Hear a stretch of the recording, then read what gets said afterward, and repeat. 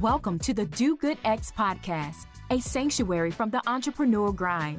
Hosts Kimberly Danielle and Stephen Lewis, advocates for impactful entrepreneurship, guide you on the path where purpose meets business. Join us to slow down, reconnect, and explore the challenges of under-resourced entrepreneurs, uncovering the unique journey of building businesses that make a difference. Now, your hosts. Welcome to the Do Good X podcast. My name is Stephen Lewis, and I'm a catalyst for positive change in communities and businesses. Now, for over 2 decades, I've inspired leaders and entrepreneurs to live and work on purpose with intention, faith, and a commitment to their well-being. And I'm joined today with my co-host, Kimberly Danielle.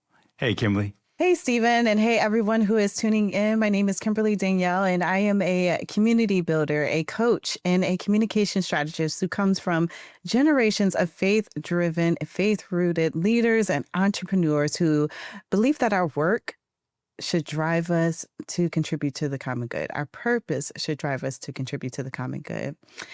Now, if you have been tuning in and journeying with us, you would have heard in the last episode us start a conversation about sales and capital. And today we are going to revisit a powerful conversation from season 1 that we think will be helpful for your journey, particularly when we're talking about capital. And so this is a conversation that we had with Shruti Shah, who is partner at Symphonic Capital.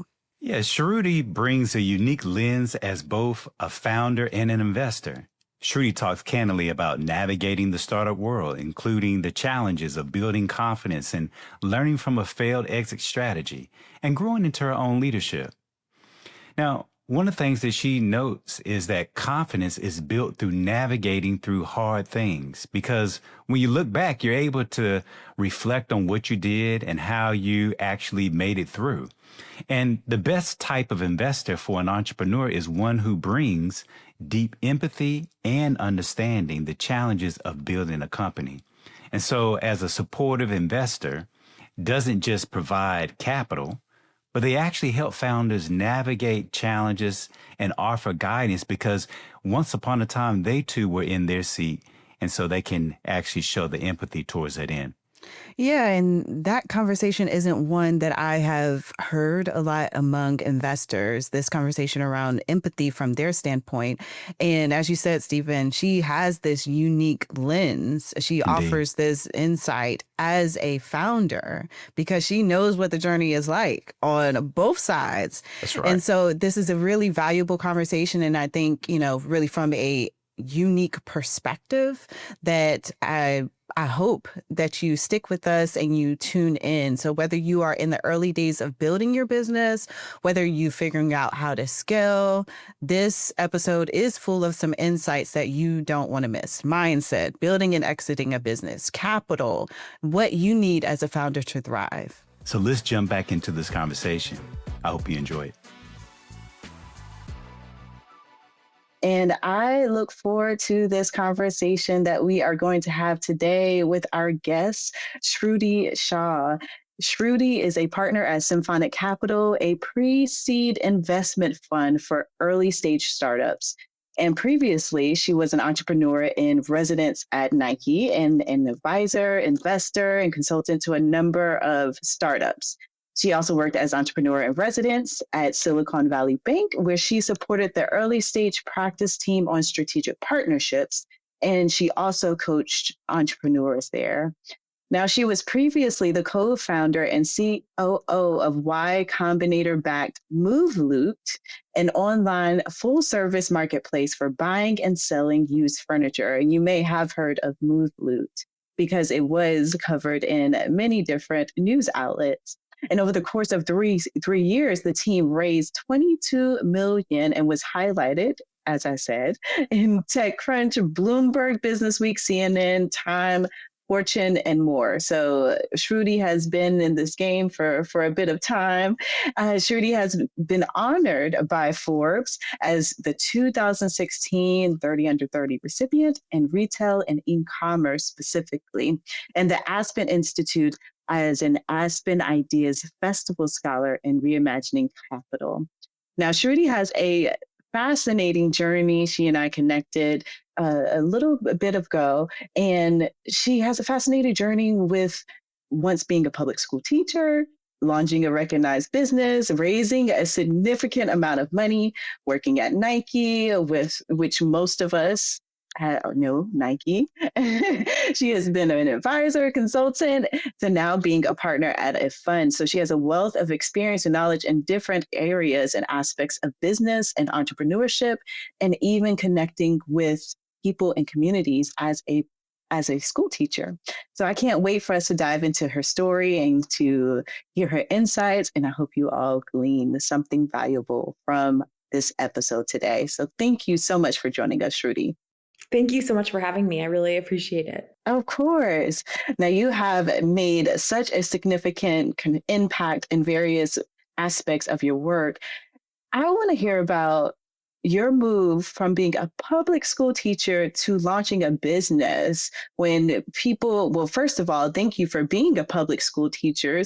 Teachers aren't recognized enough, aren't paid enough for the work that they're doing each day. I want to hear about what made you shift from that career to launching a business. Great question. So when I was teaching, I was a public school teacher in Baltimore, just out of college. And I, as a teacher, got really interested in the role that technology was playing in the classroom. So I started using a lot of ed tech tools in my classroom, helping other teachers use those same tools. And many of those tools were emerging startups. They were run by entrepreneurs, many of whom were based on the West Coast. And so these were very small companies. And I was able to build relationships with many of these founders and give them product feedback. I tell them what was working and what wasn't working in my classroom. And so that helped me build a network in kind of the ed tech space. And, I would say maybe 6 months into my second year of teaching, I got introduced to a large fund based in California that was looking to bring somebody on who could really support in their diligence process as they were making investments and help them think about, the teacher perspective in investing. And so that is how I ended up in the world of tech and venture capital. I ended up moving to San Francisco and joining this small fund to be able to support their team as they thought about what investments to make. That fund is now a very large fund, as I mentioned, and it is investing across education and workplace and healthcare. So they've expanded their reach since, but really got their start in ed tech. What experience would you give to entrepreneurs who are developing an exit strategy? And when should they even exit? Or what advice that you would offer in general in thinking about exits and when to exit? It's a great question. And I think exit strategies are to some extent personal. What do you want for your life? And what is it going to take for you to get there? There are people that want to start companies and they want to run those companies for 30 years. And their exit might be selling the business 30 years from now, but ultimately they're going to generate a lot of their wealth through the dividends or profits from the business. There are people who are building for the purpose of being able to sell to a larger company. And often, that is a 10 to 15 year timeline. Sometimes it can happen sooner than that, but to really be kind of in that sweet spot, it's going to take time to get the business to a place where it becomes interesting to a potential acquirer, depending on what it is. And if the business is much younger, maybe it's, you're working on some new technology that might be interesting to a large corporation. Sometimes, you get acquired sooner and then you become part of that new or that larger corporation. But in those cases, the exit doesn't necessarily look particularly large for the founder. And oftentimes the founder ends up working for that company with golden handcuffs. So you don't earn the return on that investment until the founder sticks around for a certain period of time. There's also the option of, I say the option, but there's also the opportunity to go public, right? And to be in it, to ultimately take a company or to raise money on the public market and build a big corporation. And that is also something that is hard to do and that takes a long time. Oftentimes, 10, 12, 14 years of really building and growing at a fairly fast rate, but doing it in a way that is going to be interesting to public market investors. So I think when you're thinking about exit strategy, you want to think about who are your potential audiences for an exit? Who are the people that could be acquirers of your business? If you want to go to public, what will it take for you to get there? Or if you want to be acqui-hired, what are the things that people who are making those kinds of acquisitions look for? Or, the fourth option is I want to run this business for a long time and I want to make a lot of money and I want to do it without having a lot of investors who are part of the cap table. And so I say all of those things because there's not a one size fits all. I think every person who is building a startup has a different approach to what their vision is for the organization and what they see as success. I think we're in a fortunate position at Symphonic. We want to back companies that will have big exits, but those exits don't have to be billion-dollar exits, which I think is the case for a lot of venture capital funds. And part of that is we invest so early. We invest at the pre-seed stage. So we're saying, okay, can this company get a $250 to $500 million exit somewhere down the line? Now, we hope, obviously, that some of them go public and that some of them get acquired, but we know that that won't be the case for all of our startups. That said, we are in a very specific business. Venture capital is rocket fuel for a company, and our expectations are that our companies are going to get very big. And there's other types of financing out there to help companies grow where the expectations are different because the return on investment comes back through a revenue share, a dividend. It's a loan, so people get paid interest. So there's many different ways to think about the type of financing you need to grow your business, and then ultimately how that leads you down a path toward the type of acquisition that you might be interested in long term. My question is, if a founder was exploring funding options for their early stage startup, where should they begin and what resources should they explore? Yes, great question. I think there's a ton of resources out there. I mean, I think step one is to get really clear about how you want to build your business. Is this a venture-backed business that has the ability to scale quickly into a multi-$100 million business in 10 years if you raise venture capital? Or is this a business that's going to grow more slowly? That I think will help you figure out, do I go down a path for venture or do I go down a different path where I might explore debt financing or revenue-based financing or some of these kind of other structures. Crowdfunding is another example of this, where you could potentially get just individuals who might be excited about your business and structure maybe a dividend or a revenue share with them. I think, in terms of where to start, there's a lot happening in kind of the fundraising environment. But I think if you've never built a company before, but you have kind of expertise in what it is that you're building or kind of a unique understanding of your customer, I think there's huge value in some accelerator programs. Not all accelerator programs, but I think the YCs or the Techstars or kind of insert accelerator program here that might be also providing you investment for your business, which will give you some time to start to understand your customer, give you some of that initial capital infusion, and hopefully connect you to some folks that will be valuable as you scale your business, whether that's customers or potential investors, all of those things. So I think that's often a really good place to start. I find that particularly if you don't have a network of folks that can provide capital in the short term, that often that gets you at least sort of on a playing field with your business, at least initially. And then I would also say thinking through are there low cost ways or low cost tests, right? Because the cost of starting a business 30 years ago was really high.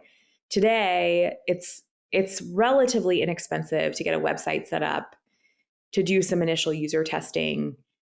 I think my challenge to a lot of founders is, what can you do with very limited resources to just test the product and see if people are willing to pay for what you're building? Because there's another way to grow, which is maybe getting some of that initial capital through an accelerator program, but can you grow with the revenue that you're earning? Because you're being really thoughtful about the pain points of the customer and you're able to start charging for the product immediately. I think we have entered a new era of company building. The last cycle, the cycle that I think I built a company in, was very focused on raising a lot of money and worrying about profits later. And I actually think we've swung back now in the other direction. Even venture capitalists are more interested in businesses that have solid unit economics, where you understand kind of profitability and you're not just spending ahead of growth at all costs, kind of. And so all I can say is that I think the funding environment is not accessible to everyone, and it is deeply unfair. And it's something that, we think about all the time at Symphonic, and also want to do something about. I think 80% of our portfolio are women and people of color founders. And we think that will continue to be the case because the people we're backing are proximate to the problems they're solving. But I really believe strongly that I think thinking about how you can get something off the ground for a small amount of money and start charging people, because that's ultimately the test, right? In business, will somebody buy what you are selling? And if the answer is no, putting off that revenue for 5 years isn't going to give you the answer that you need about whether this is a sustainable long-term business. Do you have a rule of thumb in terms of how much you should spend on a prototype to test whether or not customers? I think a lot of folks can get away with spending less than $10,000. Okay.